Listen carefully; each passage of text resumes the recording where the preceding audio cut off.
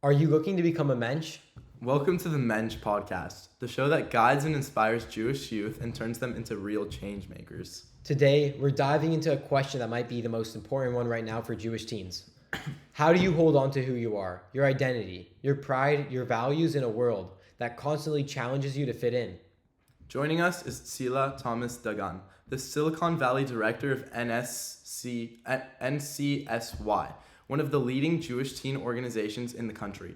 Originally from Jerusalem, Tsila moved to the Bay Area to do exactly what she's always done best: inspire Jewish teens.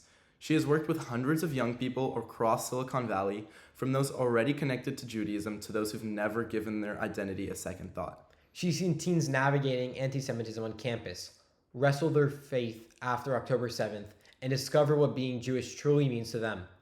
And she brings something rare to these conversations. She's not just an educator, she's someone who left home, crossed oceans, and built a life dedicated to the next generation of Jewish leaders.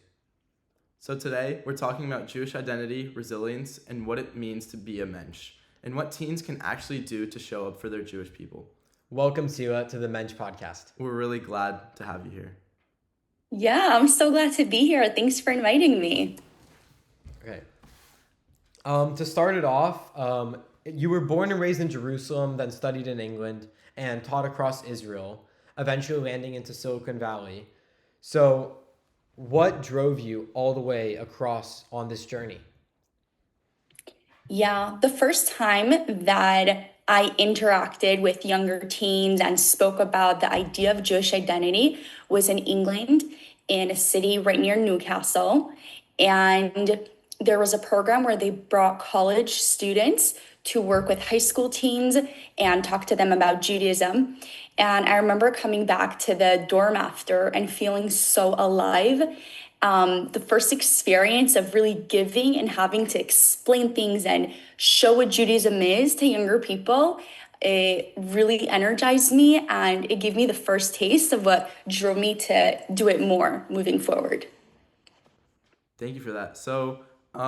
We did a little research before, and we saw that you made a little career detour into computer marketing before coming back to youth work.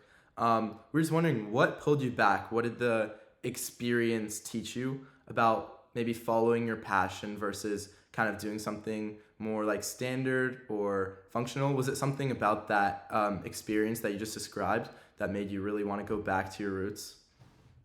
Great question. So it was marketing, and then I moved into sales in an ad tech company. And I'm super competitive. It was great getting bonuses, but I felt really empty. And after 3 years, it felt that the need to fill that void was stronger than the money, stability, tech sales, the cool aspects of it. And I chose to go for it. Yeah, that's super cool. And especially like in your journey, you started in Israel and then moved to California to lead Jewish teen programs. So, what surprised you most about Jewish teens' experience in maybe the Bay Area compared to in Israel? Yeah, I think that growing up in Israel, you're so surrounded with different types of Jews that it stimulates your brain to ask, like, why is that person like that? Why are they doing that? And then in the Bay, I think people are just not exposed so much. So they have less questions. Like for me at age 15, I had so many questions. And that's why I went to England to learn. Why are some people more observant? Why are some people less? Is Judaism real? All these kind of questions that I felt that teens here are just not bumping into that so much. Yeah, you mentioned is Judaism real? So, what is Judaism to you? What would you say it is to you? Is it more a religious thing or more of a community thing? Great question. And to give context, I'm the youngest of 10 kids. Half my family, my siblings, are non religious at all, and half of them are. So I would say that Judaism for me is a journey, it's a spectrum. It's not, are you Jewish? You know, some people say, are you a good Jew? I hate that term. You're either Jewish or not. Yeah. And then it's your journey about what you're doing about your Judaism, how you're feeling about it. So for me, it's a journey about understanding how to make it relevant in my life and connect to it in an authentic and real way. I think that's really interesting because I'd say like from the Bay Area, obviously as a Jewish teen. I go to school with many other Jewish teens. I think I'm exposed to them a lot, and I think a lot of them fall definitely on one side of the spectrum where it's not that they don't go to religious school. Maybe they learn Hebrew or they go to synagogue sometimes, but I think they haven't fully like explored their Jewish identity. They don't really, they're not very active in their community. They more kind of see it as an obligation. So it's not like a huge part of their identity versus I go to like the East Coast, Boston per se, or New York, or even Israel. It seems like it's a much bigger component of their actual life. It like transfers into their values. So I think it's really interesting that there's such a wide variety of how not just observant, but how like connected these teens can be to their identity. So you work with teens obviously that span these full spectrum. Some are observant, some have never stepped foot into a synagogue. Is there like a common thread maybe that ties them all together? What do all Jewish teens maybe seem to all be like searching for? Like, is there anything that they kind of need the most in terms of support, regardless of their background? Yeah, great question. I think it has nothing to do with background. I think we as people, and especially Jews, we really want to belong and feel a part of a strong community. And I think that search for belonging, community identity drives people to either be like you, lead and create that community, or tap into an existing community. Yeah, I think that's really interesting, especially in the Bay Area and like the Silicon Valley. It's really hard, I think, for teenagers to come together with their Jewish identity here with all the external pressures and all the stuff that's going on. So, in your opinion, how do you get a teenager excited about Judaism? Yeah, before I think about what's exciting for them, I really want to put the ball in their court. You know, as young kids, you say, my parents did that, my family did that. And then I think I told you this when we met, but Yuda, my husband, told me that at one point, you got to grow up. It's about you to make your Judaism relevant and real for you. No one's going to make it exciting or cool, or no one's going to make you love it. It's up to you to decide what you're interested in doing. And I think once I give over the responsibility to teens, we can then discuss, what do you really care about? What is exciting for you? And then we can tap into it and explore. And that's why I'm a huge believer in team leadership, because I don't think anybody just wants to listen to someone talking to them for an hour versus, I'm going to tell you guys, what are you passionate about? Are you passionate about understanding, let's say, Shabbat or any other Jewish topic? Great, let's create an event together, bring up some questions, and let's look at it. So that's how I make it exciting and relevant. I love that because it seems like it's so applicable for so many teens out there. Like a common misconception is that Judaism is like this strict kind of guideline how to live. You can do this, but you can't do that, and you have to you have to learn about this. But in reality, it's not like a one size for everyone for fits all. It's kind of you can the beauty of Judaism is that you can take the parts that you love about it and kind of apply it to your life, and everyone has their own unique Judaism. On For a slightly sure. different note, obviously this is the Mensch podcast. So, what does being a Mensch actually mean to you? What do you define it as, or with the teens you work with? Is it a concept maybe that connects to them? Do you think do you need to be Jewish to actually be a Mensch? Yeah, I love the question. So, first of all, mensch is not necessarily a word a lot of Israelis know because it comes from Yiddish. Mm. So, mensch is like to be a good person. So, Yuda, my husband, he teaches in a Jewish school and he wears a kippah. So, he asked his students, guys, what makes someone religious? Do you think I'm religious? And the student said, yeah, Rabbi Dagan, you're religious because you wear a kippah. So he told them, it's funny because in the Torah it says, "V'ahavta l'reacha kamocha," you should love your fellow Jew like yourself. And that's in the Torah. Guys, a kippah is not written in the Torah. It's not part of the Torah. It's a tradition. Some people do it. It's not written in the Torah. So technically, you're more observant if you're nice to other people. And being nice to other people just makes, you make someone smile and you think positive things about someone. And that makes you fully observant. So that's what I call a mensch, someone who is focused on creating the world a better place. And it means thinking positive thoughts about people and just making sure that you're always doing something for the benefit of someone else. Yeah, I think that's really important. I think that just shows how Judaism is more than just, it's more like a set of rules as well to live life by, and kind of a moral code as well as all the other religious aspects, and maybe even just the social, like genetic aspect, I think. And it shows how if you live your life, it kind of in God's will, kind of per se, and try and be the best version of yourself that you can be, then that kind of makes you Jewish in itself. I agree. I think that we are created b'tselem Elohim in a godliness way. So it sounds crazy, but we have something godliness. We're little gods inside of us. So when we bring that part out, that makes him proud, and that, brings his name out. Yeah, and when someone passes away in Jewish tradition, you say, "May their memory be a blessing." So you're keeping their like memory alive, like who they actually were, not just I don't know. I think that's pretty unique for Jewish tradition. I haven't seen any other religions or cultures really incorporate that, so I also think that's very interesting.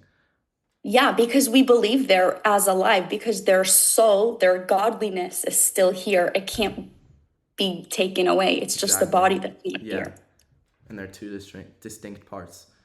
Transitioning to a little bit on a more serious note. That Obviously, was very serious and oh yeah, spiritual. no, but of course, yeah. But just like I know many people in the past couple years who have been majorly impacted, obviously, by October 7th. It was a big rupture in the community. I know personally for me, it was kind of like the factor that kind of galvanized me to become the leader that I hope I am today. I mean, before October 7th, I'm not very religious. I wasn't raised very religious, so I wouldn't say I was very connected to Judaism. I didn't I obviously didn't have this podcast. I didn't really like, if someone asked me if I was Jewish, I was like, I think so. I mean, my parents are Jewish, but I never really considered myself, oh yes, I'm a Jew, I'm a proud Jew. But after those horrific events and I went to Israel, I think it really, really connected me much deeper, not just to the faith, but the Jewish people. I felt like, yes, I'm one of them. I'm connected with this struggle. So it was obviously a rupture for the whole global Jewish community. How did it affect you, and how did it affect the people around you and the teens that you work with? Yeah. So for me, being Jewish was always a question that I had. Why does it matter? Is it something I care about? Maybe I should be Christian. Let's figure this thing out. So since I was a very young age, because I saw my siblings take different paths and just people around me, I had that kind of question and really researched it. I learned Judaic studies for 3 years and really dug deep into comparing religions, learning about Islam and Christianity, and understanding more about it. So for me, October 7th really just made me be more aware of what teens in America are going through. It's funny, I was in Israel for October 7th because my sister got married 3 days later. So I was there for the wedding, and I was freaking out for the kids in America. I was like, guys, how are you dealing? What are you doing in your schools? What's happening?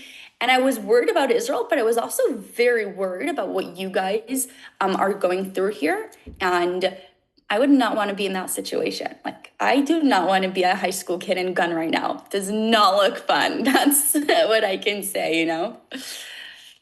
Yeah, I think that's really big. Like, I know for me, I really had a hard time fully embracing my Jewish identity along a lot in like middle school and maybe late elementary school. A lot of people made jokes about stereotypes with all of that, and then I would just take it internally and think it was more of an attack to me. And I think that really made me try and hide my identity.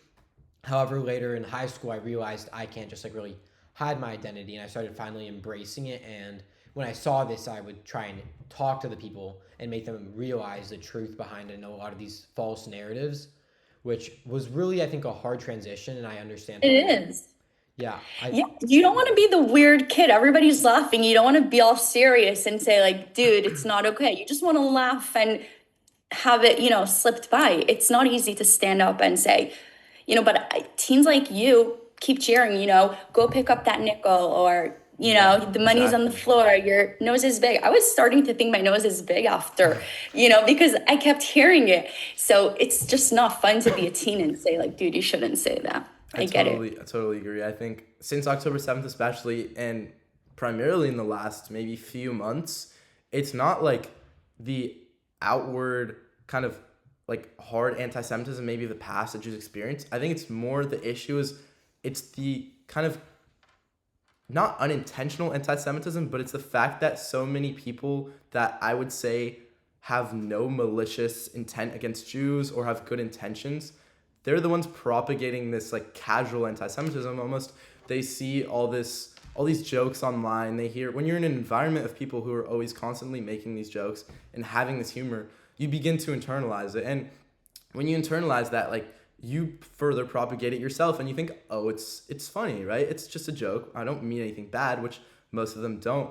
And Right. furthermore, once you start saying that so much, you just start believing it. You think, oh, if everyone's joking about this, they must have some truth to it. Jews must just have way bigger noses. They must control the money supply. They must actually be greedy. It's all these things that unfortunately I can see like transpiring around me. I think it's happening to a lot of people I know and that I'm close with that they're starting to kind of go down this ugly route, I'd say. And I think it's becoming a lot more common. So probably across college campuses and high school campuses, many Jewish teens have found themselves like battling kind of this silent front per se, and they have to defend Israel or even defend their own existence to friends, classmates, even sometimes teachers.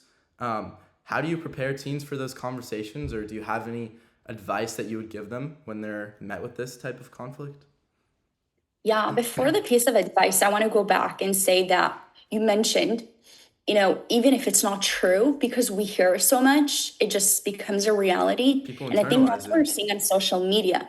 And I led an entrepreneurial program. We brought a bunch of high school teens into Google and they had to create this product to combat anti-Semitism. And then it was Shark Tank and they had to, present it. And their product was about flagging Instagram posts and TikTok posts and saying what was not true about it. And then when we spoke about go to market, can this product actually go? You would say, do people even care if it's true? Like if this post was flagged and someone said, this is actually not accurate. The information is, just false.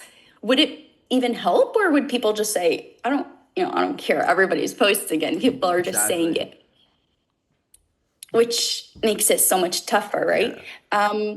So for advice, I would say really connecting to a community and taking this as an opportunity for you guys. I also said it when we met.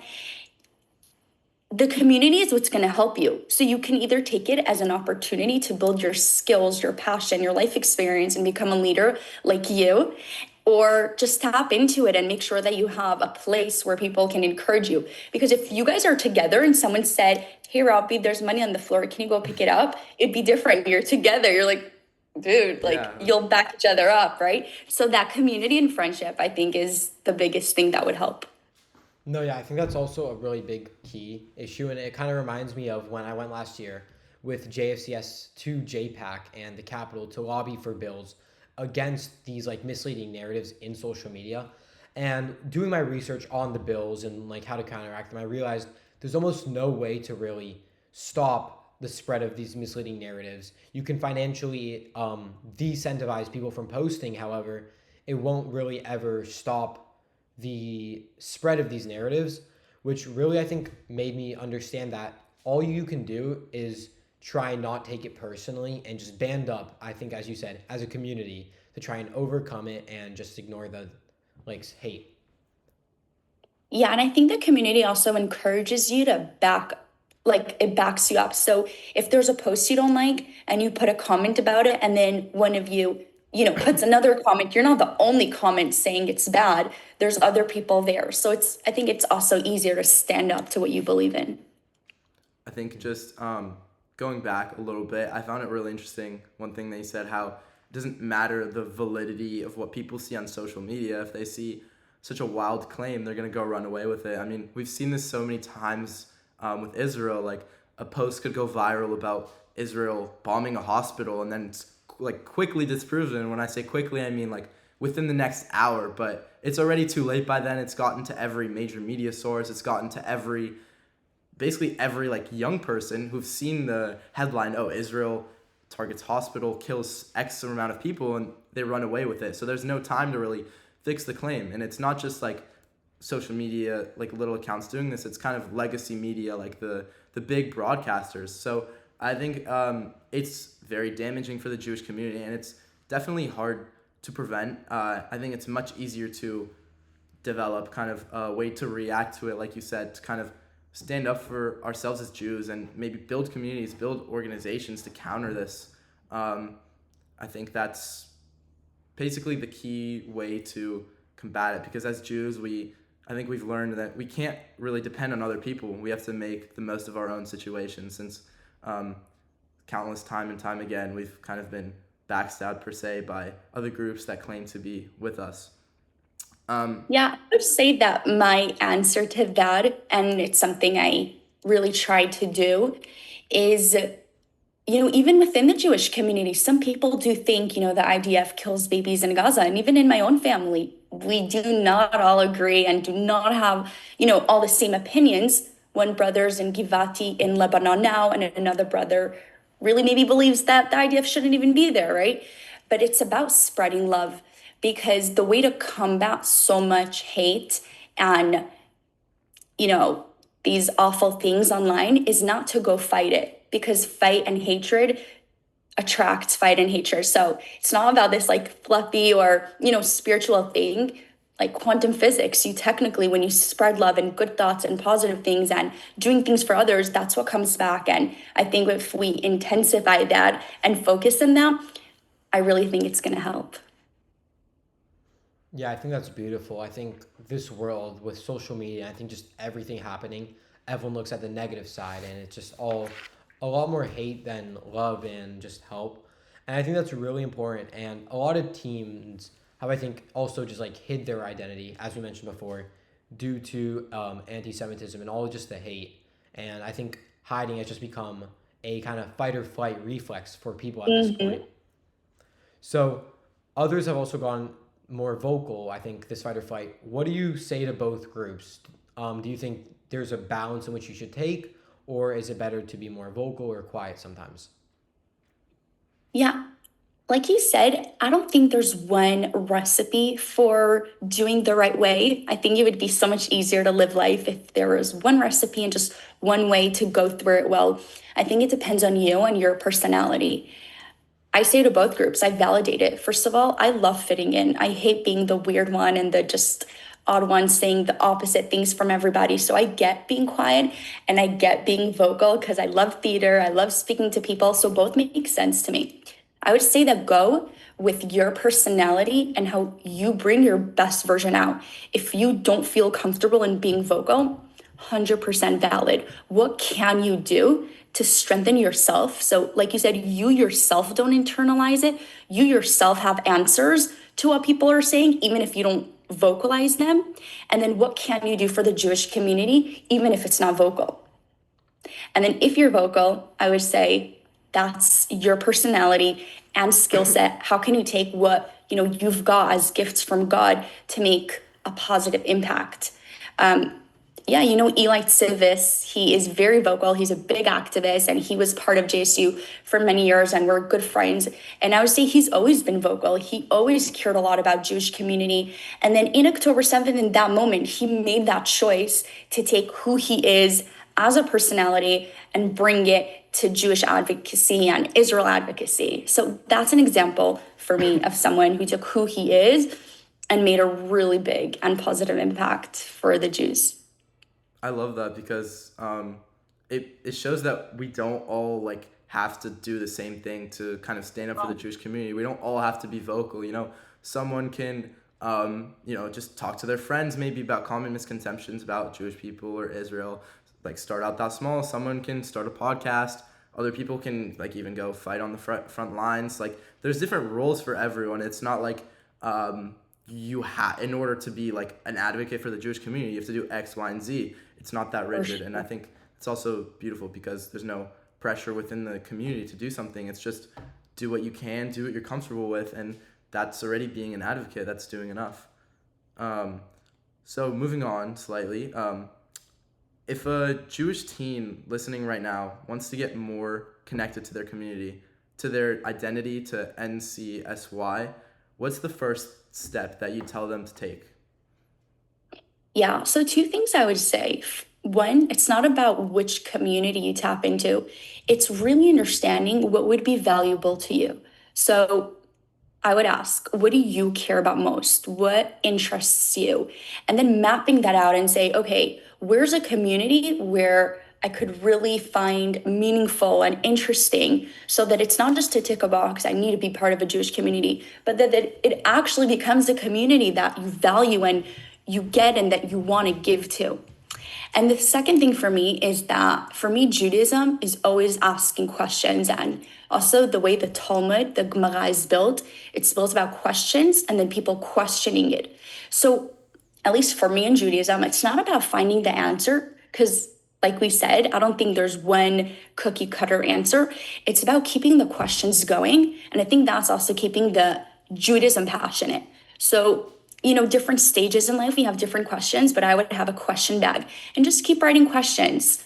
Why is Shabbat important? Why should I care? Why are there such little details? Why would God care about that? Why do these things happen to people? Just keep asking questions to keep your brain stimulated and thinking, to make this something that you care about. So that's two things I would tap into. Keep getting your brain to ask and be interested, and tapping into a community that you think would be valuable, and that as a result, you want to give and be really part of it. Yeah, I think that's a really good point. And I think Judaism also has a concept of Am Israel, which is kind of the Jewish people as a whole. And kind of in a world that's so divided, how do you teach teens like maybe this sense of a collective belonging and like to come together to achieve maybe a common goal? And how do you make them want to come together to be part of something bigger? Yeah, I agree. And it's really hard. Just today, I had a conversation with someone about politics and Israel. I think that when I ask teens, why they choose to be part of a Jewish community or why they choose to be leaders or what even makes, the Jewish people alive and stay as a nation, even though it's against all the odds. Different nations through history do not exist today. It just doesn't make sense that we're here.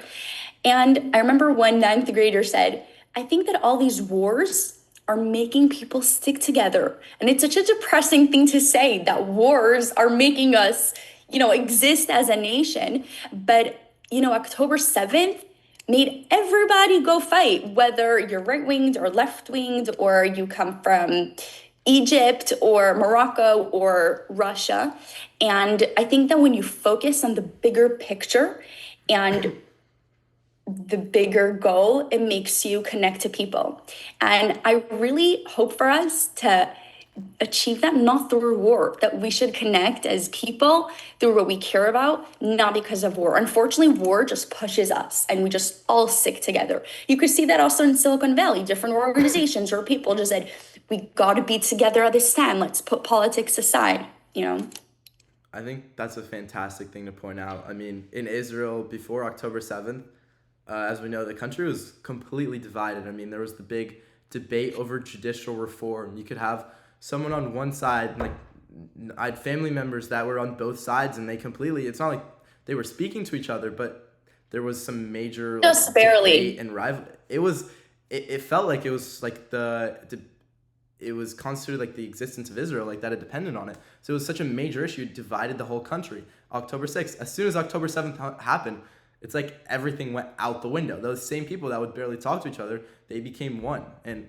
I think, obviously, you said that's very sad that it's war that had to unite that. So I think the goal that the Jewish people should strive to is to become that united version even before that happens. And maybe if that does work, then maybe we could help prevent attacks like that from happening even in the first place. Maybe if we were as united as we were on October 7th, we could have been more prepared to fend off the attacks that ensued, and we could have had a better, more coordinated response. I could not agree more. Yeah, thanks. So also just going back to your work, you mentioned the 9-year-old, I believe, or ninth grader, sorry, that you had the experience with. Is there any other, is there a moment in your work with NCSY that has stayed with you? Is there some a story and experience that has really stuck with you, or that had a big impact on the kid maybe?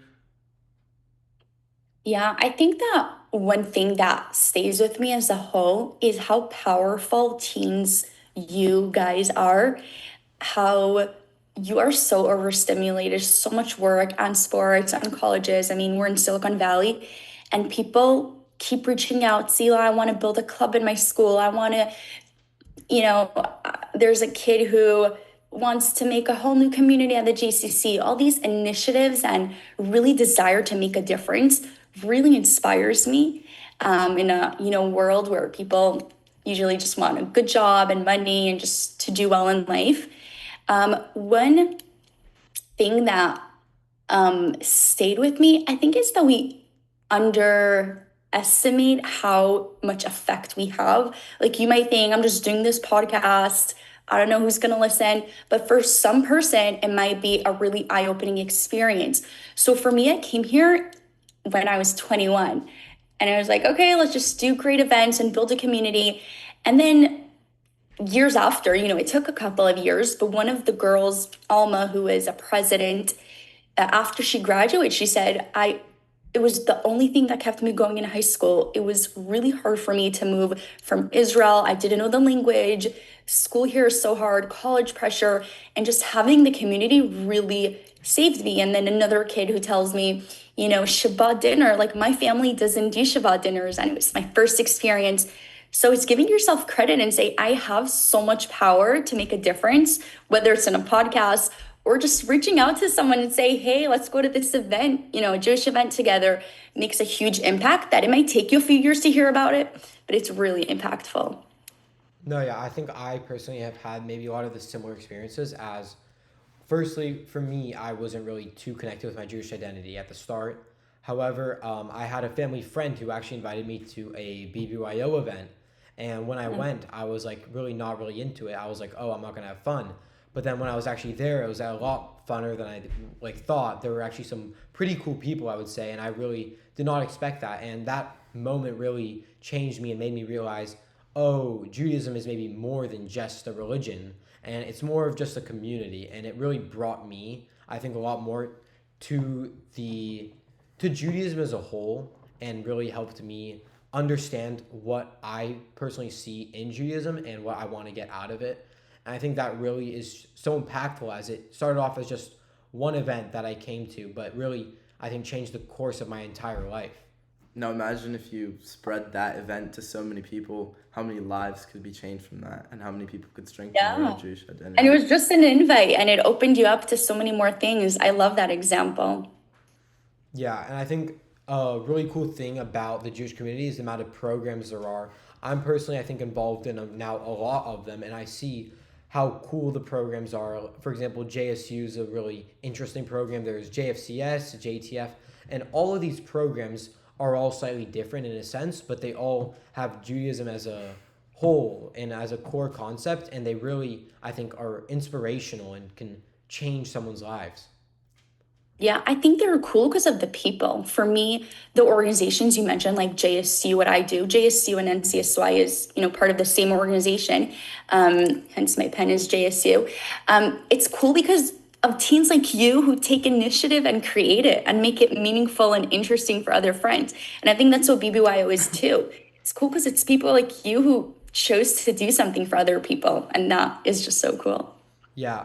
You've worked with teenagers who some would call at risk and maybe feel disconnected about, from their families, their community, and who maybe don't have a sense of purpose.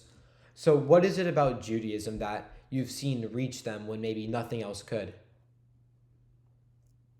Yeah, that goes back to a story about a girl who wasn't feeling so safe and comfortable at home and had to go to different places.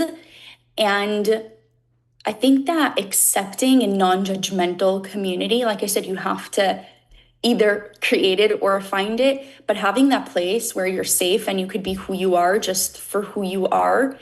And I think that gave her a really big anchor in her life. And now she's graduating, and she told me, I knew her since she was a freshman, what coming to Shabbat dinners and just even having a Jewish club in her school gave her that she didn't have anywhere else. So I would say that we all want to belong and we all want to have a place where we can go to and be the best version of ourselves. For that girl, like for example, like at home or some of her friends really thought she was more of a mean girl or just more aggressive. And then at JSU, she was the best leader and just so pleasant and everybody loved her. And for her, that was her place where she could really be her without those facades or, other things people thought about her.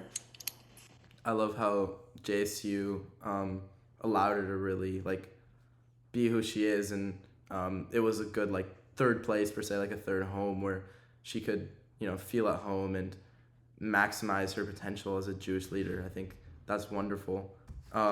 So obviously we have a pretty diverse demographic of viewers at the Mensch podcast.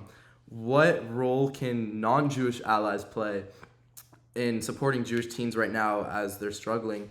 What do you wish more people outside the community really understood?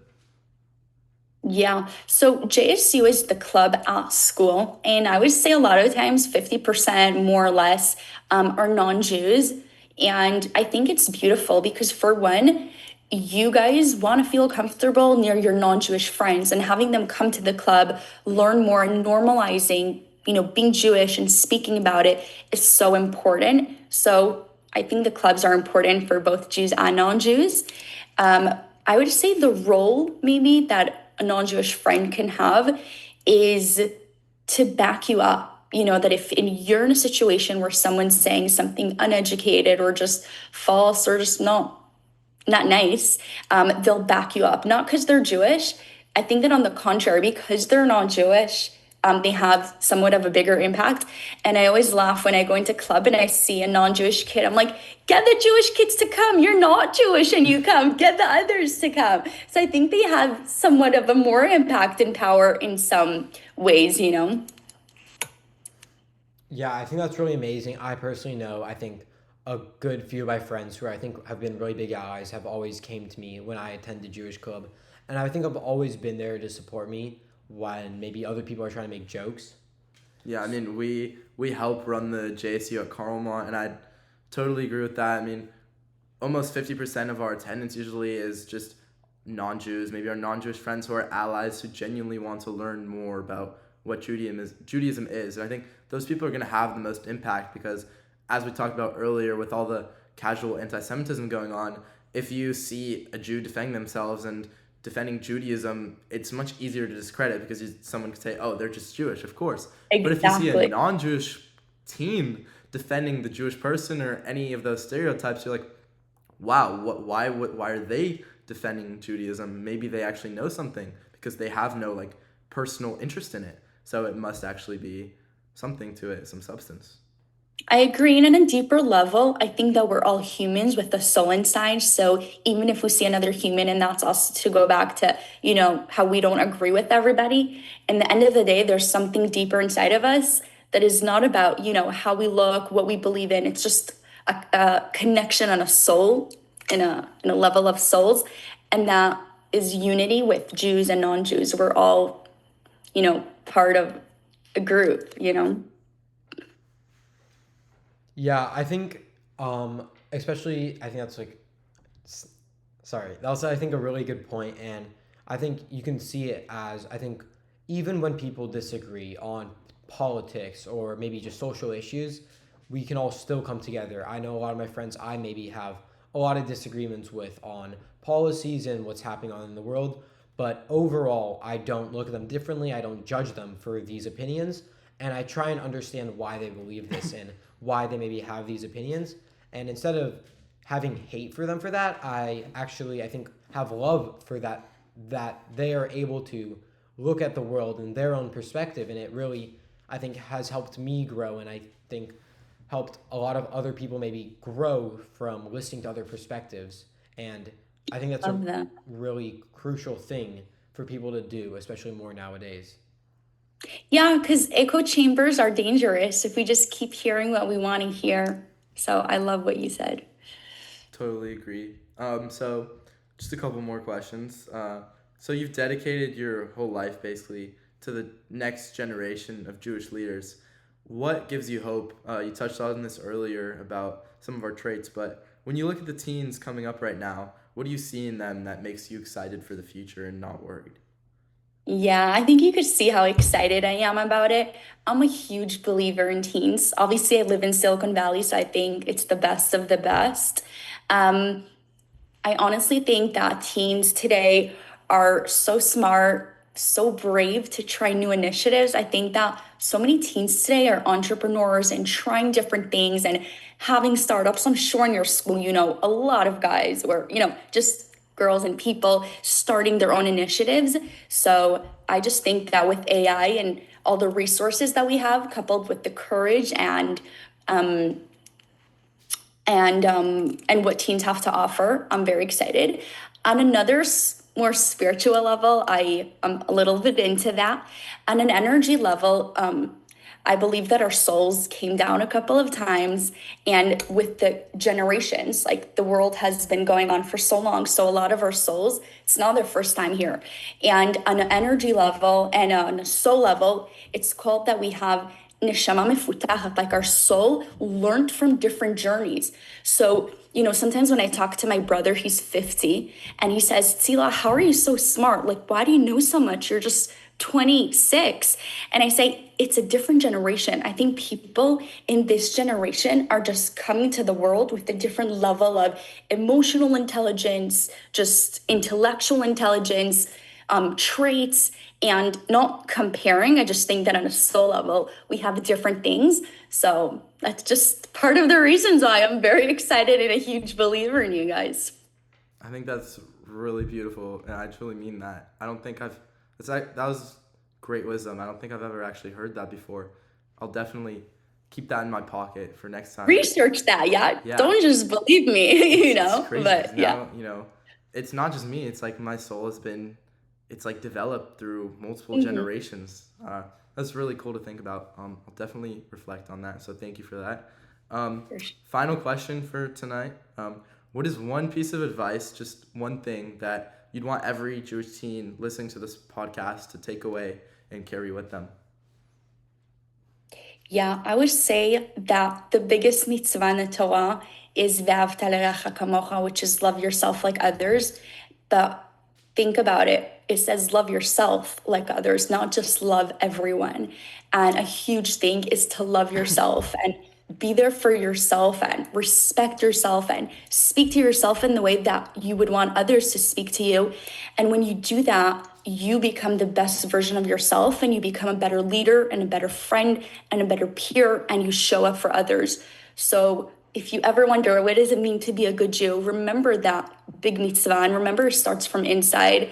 So you should be so proud of yourselves for doing this podcast and giving an opportunity for other people to learn or listen or just open up to new communities or, you know, new opportunities. Like if you're listening to this and you're like, I don't know what if I even have a Jewish club in my school, go figure that out. Go open it, or, you know, call me and I'll help you out. So yeah, be proud of yourself, be proud of who you are, and make others proud. No, yeah, I think self-confident and I think loving yourself is crucial. I know a lot of people maybe can compare to others, and especially with social media, you see how some people maybe have this dream lifestyle, and you're like, why don't I have that? And I think causes a lot of jealousy and insecurity. So I know we said that was the final question, but I do have one more question, kind of. What do For you sure, think? I erased Instagram. I have a hard time seeing all the rest of the world, and it's so important to listen to your own voice. So I erase social media, and sometimes it's just important to listen inside versus outside. Go ahead for your question. No, yeah, I think that's a beautiful thing. But what do you think the best way and the best thing to do in navigating maybe all the world and to increase your like confidence in yourself? Because you maybe might see people, especially in the Bay Area and Silicon Valley, people are so smart, they're so talented, and they're already so ahead of maybe you and everyone else. It might Oh, be for sure. Seventh graders are so much smarter. They know coding so much better than me, and they have amazing startups. For me personally, as someone who does struggle with that, it's about tapping inside. I listen to podcasts and I see, and sometimes the podcast like freaks me out. Why is this 28-year-old girl a billionaire with a startup already? And then I say, okay, go inside, tap into what you are as a person. So I'm a big believer in writing, journaling, meditating, not as in a meditative word, just sitting down and being quiet and asking myself questions. What am I good at? What do I love? What is one thing I think that is unique about me? And building that self worth, not just fluff words. Write down what you really respect about yourself or what you want to even respect more, and get that skill even better. So I think tapping inside. And I think once you're stronger and you believe in yourself, it's nice to hear a podcast, but you're not like, oh my God, everything they said is true. Where am I? They're so ahead of the game. You're like, okay, that was nice. I might believe it. I might not, but I move forward because I have that anchor and I can believe and listen to myself, Okay, Tsila, thank you so much for joining us today on Of our course. episode. Thank you. I'm sure our viewers learned a lot. I know I did. I have a lot to apply to my own life. So thank you so much for your insight. We really appreciate it. I really appreciate you guys because when you are asked questions, it makes you think. So keep asking questions and we will definitely be in touch. Thank you.